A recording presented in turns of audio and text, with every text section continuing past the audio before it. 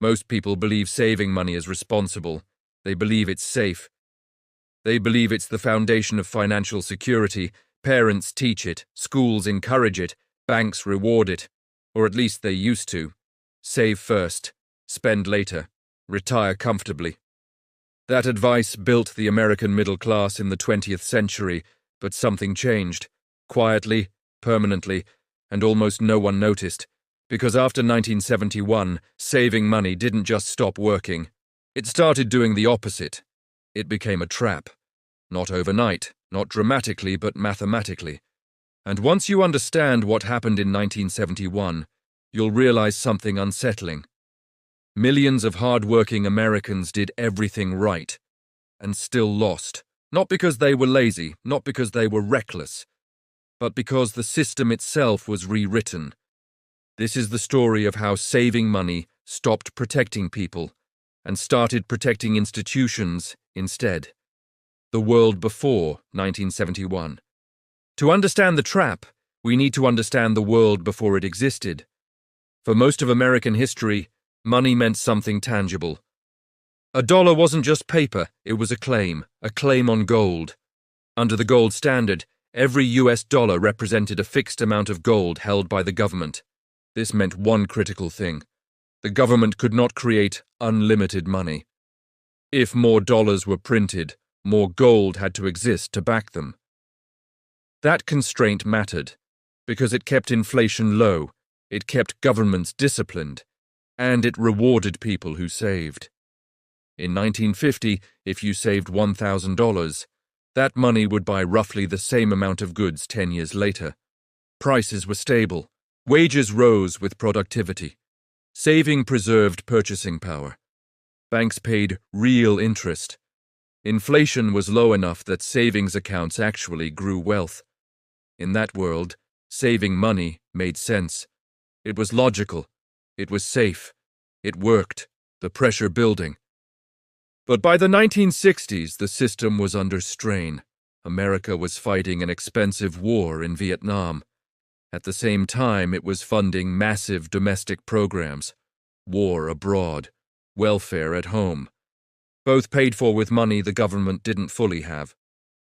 Under the gold standard, this created a problem. Foreign governments, especially France, began to notice something. The US was printing more dollars than it had gold. And because dollars were redeemable for gold, other countries started asking a dangerous question. What if we cash these dollars in? France did exactly that. They loaded US dollars onto ships and demanded gold in return. America's gold reserves started draining. Fast. By the late 1960s, the math no longer worked. There were far more dollars in circulation than gold in reserve. The system was breaking. August 15, 1971. On a Sunday night, when markets were closed and Americans were distracted, President Richard Nixon went on television. He announced a decision that would quietly reshape the global economy. The United States would temporarily suspend the dollar's convertibility into gold. Temporary. That was the word used. But it was a lie, or at least a promise that was never kept.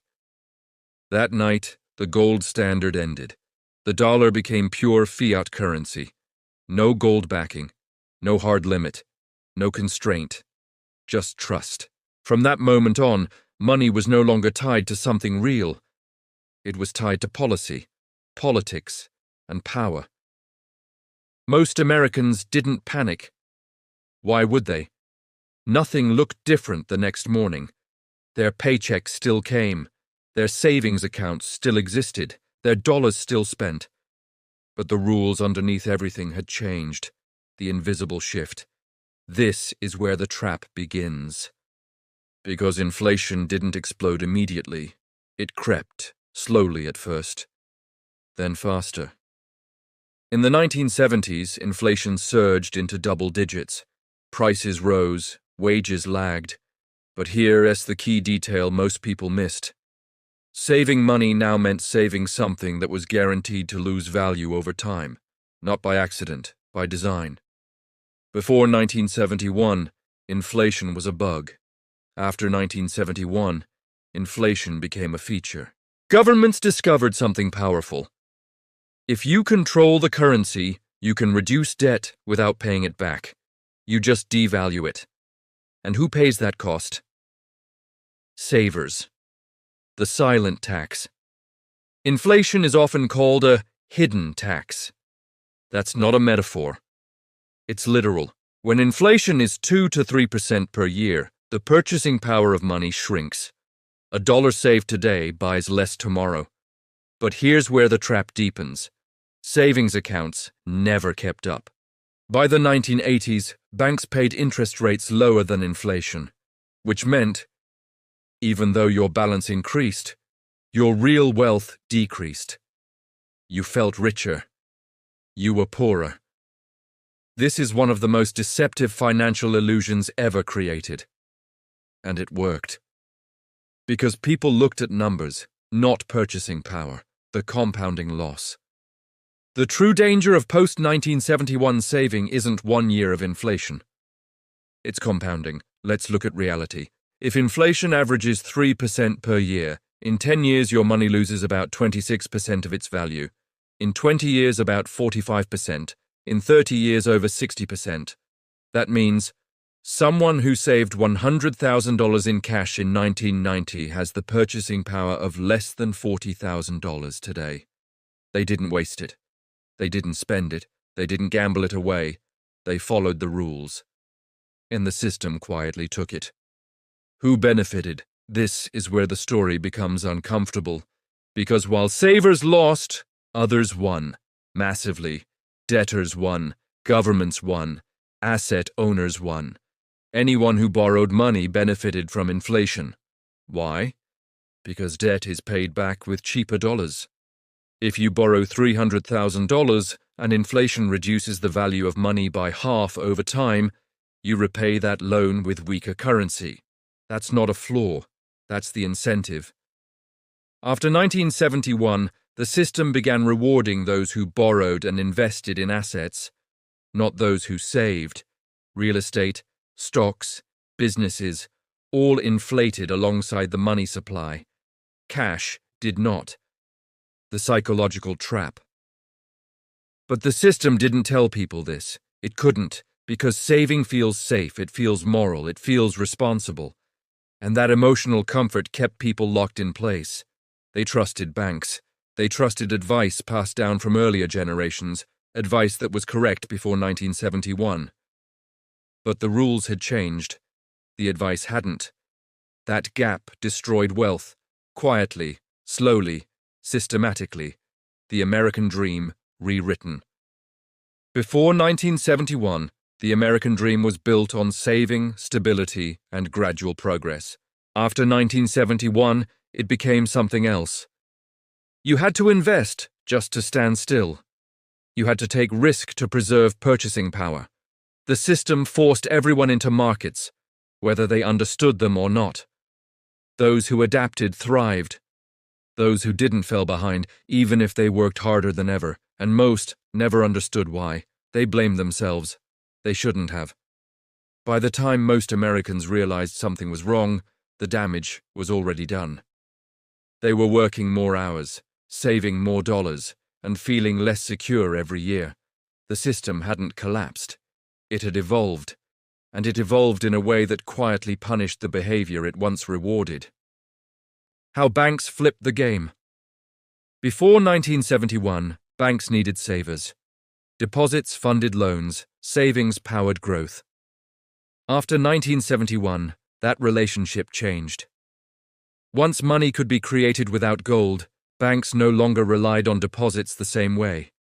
They could lend against credit. They could borrow from central banks. They could expand balance sheets without waiting for savers.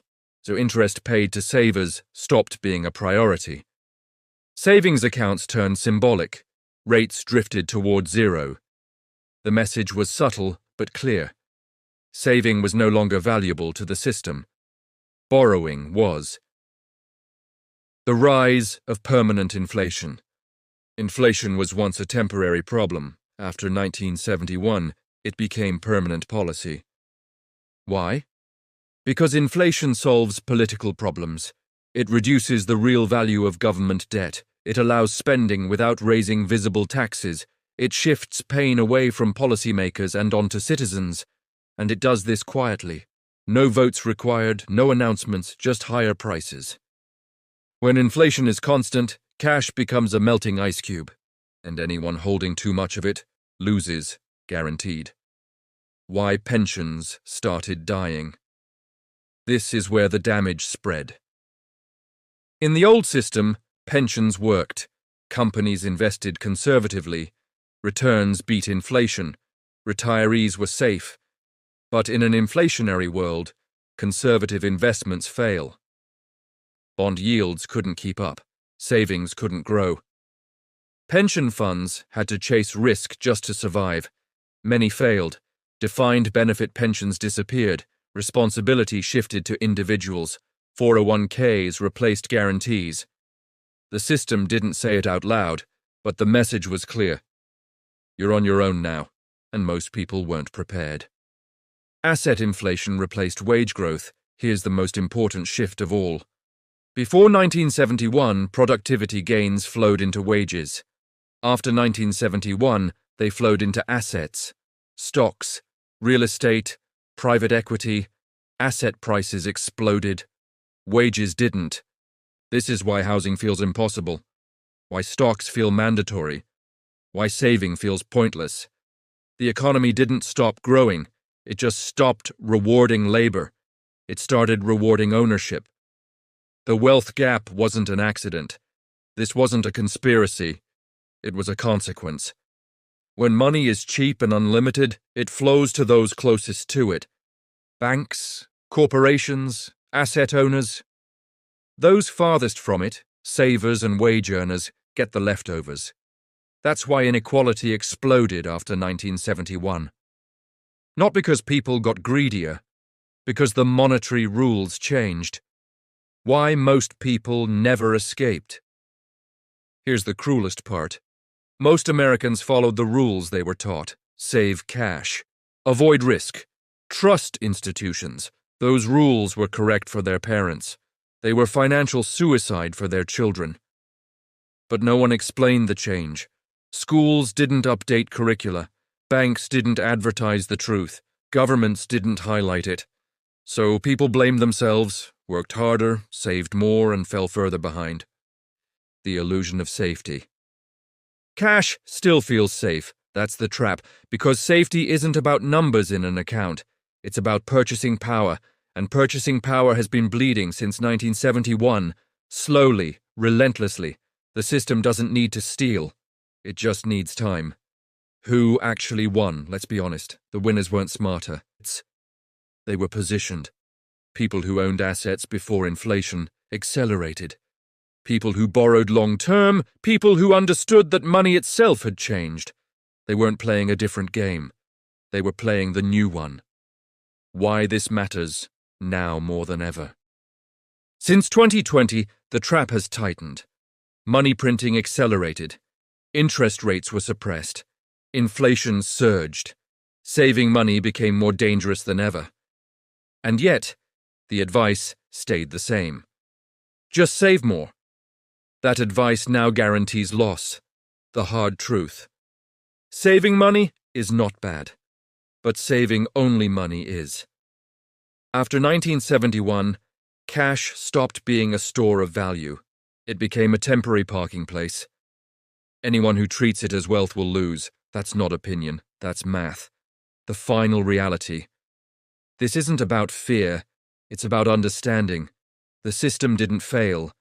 It succeeded, for those it was redesigned to serve.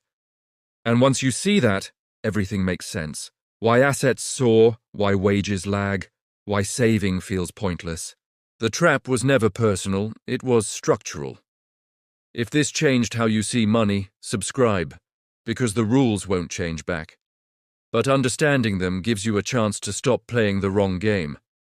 History doesn't repeat, but monetary systems do. And now you know where the trap began.